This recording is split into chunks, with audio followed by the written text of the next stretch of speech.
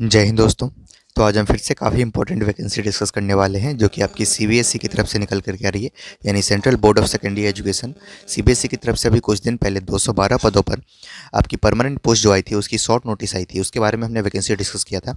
काफ़ी लोग उसमें क्वेरी पूछ रहे थे कि एज लिमिट क्या रहने वाली है, एजुकेशनल क्वालिफिकेशन क्या मांगा जा रहा है, क्या इसमें एक्सपीरियंस की रिक्वायरमेंट है या नहीं, बाकी इसका सिलेक्शन प्रोसेस क्या होगा, सिलेबस क्या रहने वाला है, कौन से लोग अप्लाई कर सकते हैं। तो अब डिटेल नोटिफिकेशन इसकी आ चुकी है। चलिए उसके बारे में डिटेल्स देख लेते हैं और विस्तृत विज्ञापन इसके बारे में हम देख लेते हैं। और इसकी जो पीडीएफ है वो आपको टेलीग्राम पे मिल जाएगी, तो उससे आप ज्वाइन कर लीजिएगा। उसका लिंक आपको डिस्क्रिप्शन बॉक्स में मिल जाएगा। काफ़ी शानदार वैकेंसी है और पहले से ही मैं आपको बता दूँ, फ्रेशर्स इसके लिए अप्लाई कर सकते हैं। चलिए इसके बारे में डिटेल्स देख लेते हैं। आप चैनल को सब्सक्राइब कर दीजिएगा। देखिए वैकेंसी आपकी आ रही है central board of secondary education, केंद्रीय माध्यमिक शिक्षा बोर्ड सीबीएसई की तरफ से ये वैकेंसी है। नोटिफिकेशन का डेट आप यहाँ पे देख सकते हैं, 31 दिसंबर 2024 को ये निकला है, यानी कल के दिन ये डिटेल नोटिफिकेशन आई है।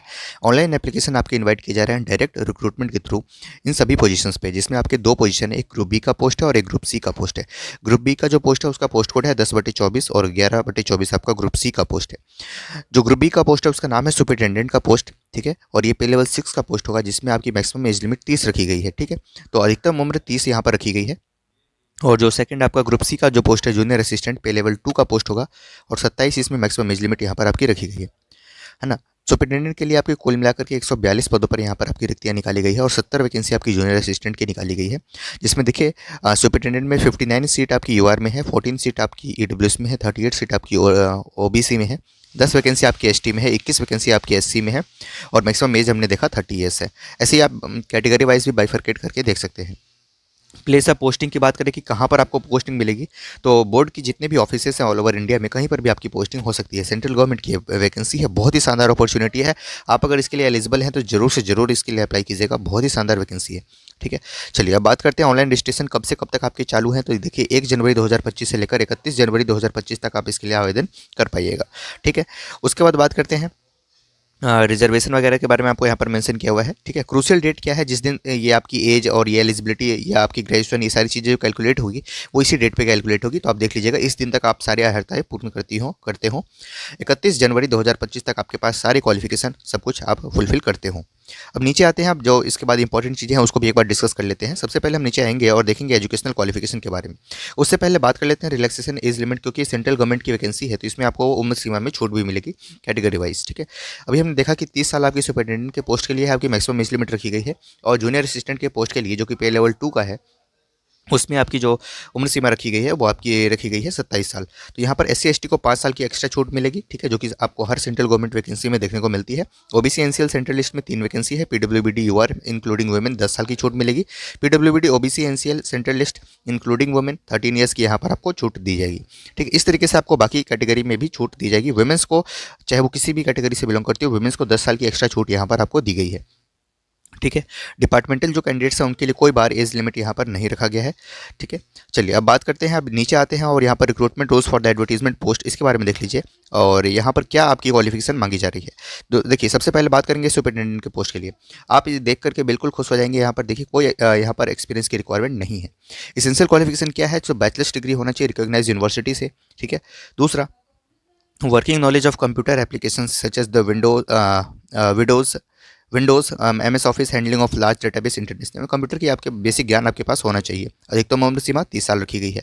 अब ये सुपरिटेंडेंट के पोस्ट के लिए मेथड ऑफ रिक्रूटमेंट क्या होगा, तो आपका MCQ based preliminary screening examination होगा, यानी एक प्रीलिम्स होगा, आपका पहले स्क्रीनिंग टेस्ट होगा। उसके बाद आपका डिस्क्रिप्टिव रिटन मेन एग्जामिनेशन होगा। साथ में आपका एक टाइपिंग टेस्ट भी होगा। 35 वर्ड्स पर मिनट की आपके पास टाइपिंग स्पीड होनी चाहिए इंग्लिश में, ठीक है। इसको आप ध्यान में रखिएगा। तो क्या यहाँ पर क्वालिफिकेशन आपने देखा कि बैचलर्स आपके पास होना चाहिए, BA किसी भी सब्जेक्ट से आपके पास होना चाहिए और कंप्यूटर का आपके पास ज्ञान होना चाहिए। कोई सर्टिफिकेट की रिक्वायरमेंट यहाँ पर नहीं है। अधिकतम उम्र सीमा 30 साल रखी गई है। एक पहले प्री होगा, उसके बाद देन आपका मेंस होगा जो कि डिस्क्रिप्टिव होगा। प्री आपका MCQ बेस्ड होगा। तो 2 टीयर में आपका सिलेक्शन प्रोसेस है। जूनियर असिस्टेंट की बात करते हैं, 12th क्लास चाहिए जस्ट आपके पास। किसी भी बोर्ड किसी भी स्ट्रीम से आपने 12th का रखा हो तो आप इसके लिए आवेदन कर सकते हैं। 35 वर्ड पर मिनट की आपके यहाँ पर टाइपिंग स्पीड होनी चाहिए इंग्लिश में और 30 वर्ड्स पर मिनट की हिंदी में आपके पास टाइपिंग स्पीड्स होनी चाहिए। 18 से 27 साल आपकी यहाँ पर उम्र सीमा रखी गई है। मेथड ऑफ रिक्रूटमेंट की बात करें तो MCQ बेस्ड प्रिलिमिनरी एग्जामिनेशन होगा पहले आपका, उसके बाद में आपका कंप्यूटर टेस्ट होगा। तो इसमें एक ही टीयर है, टीयर 1 से जस्ट आपका सिलेक्शन हो जाना है। उसके बाद आपको ये अपना कंप्यूटर का टेस्ट देना है, उसके बाद आप इसके फाइनल सिलेक्शन के लिए योग्य हो जाएंगे। अब बात करते हैं एग्जामिनेशन फ़ी की। तो एग्जामिनेशन फ़ी यूआर, ओबीसी और ईडब्ल्यूएस के लिए आपके यहाँ पर 800 रखी गई है हर पोस्ट के लिए, और SC, ST, PWBD, ex serviceman, women departmental candidates के लिए कोई फीस यहाँ पर नहीं है। इस पॉइंट को भी आप ध्यान में रखिएगा। मोड ऑफ पेमेंट की बात करें तो यहाँ पर आपको दिया गया है, ऑनलाइन आपको पे करना है। स्कीम ऑफ एग्जामिनेशन देख लेते हैं कि प्रश्न आएंगे तो किधर से आएंगे। सबसे पहले बात करेंगे पे लेवल 6 का जो पोस्ट है, सुपरिटेंडेंट का पोस्ट। इसमें देखिए 2 टियर एग्जामिनेशन आप जानते हैं, जिसमें आपके टियर 1 में 1:10 के रेशियो में आपके यहाँ पर कैंडिडेट्स को सिलेक्ट किया जाएगा। टियर 2 के लिए जो कि डिस्क्रिप्टिव नेचर का होगा, और यहाँ से 1:5 रेशियो में आपके यहाँ पर कैंडिडेट्स को सिलेक्ट किया जाएगा। अब बात करते हैं कैसे प्रश्न यहाँ पर पूछे जाएंगे। तो टियर 1 जो आपका objective MCQ based OMR question होना है, ऑनलाइन पेपर नहीं होगा। तो इसमें देखिए प्रश्न आपके कहाँ कहाँ से आएंगे। सबसे पहले पार्ट 1 में आपके प्रश्न आएंगे current affair and general awareness से, कुल मिला के 30 प्रश्न होंगे 90 मार्क्स के लिए, ठीक है। उसका एक क्वेश्चन 3 नंबर का। उसके बाद बात करते हैं पार्ट 2 जो होगा आपका general mental ability, general intelligence, logical reasoning and analytical ability, ठीक है। इससे आपके प्रश्न होंगे, यानी मैथमेटिक्स होगा, रीजनिंग होगा, और ये एनालिसिस के क्वेश्चंस होंगे आपके पास, जिसमें 30 नंबर का 30 क्वेश्चन होंगे 90 मार्क्स के लिए, ठीक है। 1 क्वेश्चन कैरी करेगा 3 मार्क्स। पार्ट 3 में जो होगा arithmetic and numerical ability, data interpretation, यानी मैथमेटिक्स से आपके प्रश्न होंगे। तो रीजनिंग में देखा आपने 30 क्वेश्चन, मैथ में देखा आपने 30 क्वेश्चन, और आपके current affair and general awareness से आपके प्रश्न होंगे। अब इस करंट अफेयर जनरल अवेयरनेस में क्या क्या आता है, तो एक एक चीज़ आपको यहाँ पर मेंशन की गई है। रीजनिंग में क्या क्या चीज़ें आएंगी, वो भी एक एक चीज़ आपको यहाँ पर मेंशन की गई है। उसके बाद आप देखिएगा तो पार्ट 3 जो है आपका, इसमें भी आपको मैथ्स में क्या क्या आएगा वो सारी चीज़ें आपको यहाँ पर मेंशन की गई है।